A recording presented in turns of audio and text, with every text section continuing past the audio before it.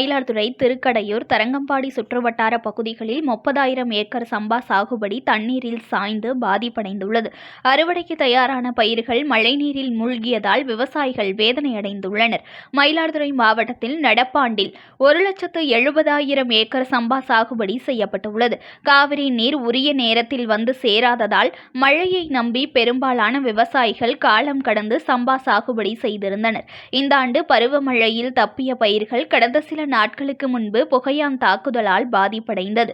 இதனால் கூடுதல் செலவு செய்து மருந்துகள் அடித்து பயிர்களை விவசாயிகள் காப்பாற்றினர். இந்நிலையில் கனமழை காரணமாக மயிலாடுதுறை, தரங்கம்பாடி, செம்பனார்கோவில், திருக்கடையூர், சீர்காழி சுற்றுவட்டார பகுதிகளில் அறுவடைக்கு தயாரான சுமார் 30,000 ஏக்கர் சம்பா பயிர்கள் தண்ணீரில் சாய்ந்து மூழ்கியுள்ளன.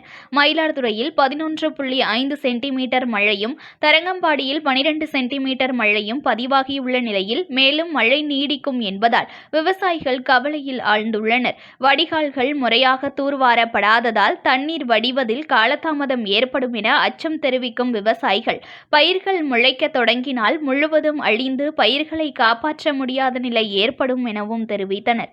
தண்ணீர் வடிந்தாலும் அறுவடை செய்ய கூடுதல் தொகை செலவாகும் நிலையில் உரிய மகசூல் கிடைக்காது என்பதால் பாதிக்கப்பட்ட பயிர்களை ஆய்வு செய்து முழு காப்பீடு தொகை வழங்க வேண்டும் என அப்பகுதி விவசாயிகள் அரசுக்கு கோரிக்கை விடுத்துள்ளனர். மயிலாடுதுறை மாவட்டத்தில் இந்த வருடம் சம்பா சாகுபடி பயிர் 1,70,000 சாகுபடி பண்ணியிருக்கோம்.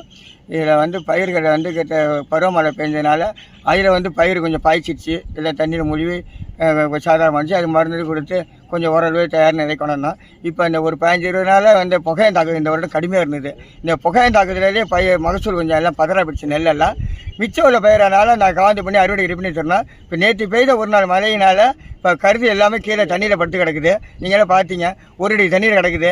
இப்போ இதை அறக்கணும்னா இப்படி ஒரு வாரம் அவங்க தண்ணி வடிகிறதுக்கு இதை அறக்கும் போது முளைச்சி நாத்தாயிடும். அறுத்தாலும் அரசாங்கமோ டிபிசி எடுக்கவும் மாட்டாங்க, தனியார் எடுக்க மாட்டாங்க. நெல்லில் இதை விவசாயம் ரொம்ப பாதிக்கப்படுறதுனால வட இந்த இயற்கை சீட்டுனால விவசாயம் பாதிக்கப்படுறது ரொம்ப அதிகமாகிட்டு இருக்குது. இதுக்கு ஒரு தடுப்பு நடவடிக்கை அரசாங்கம் எதுவும் மேற்கொள்ளணும்.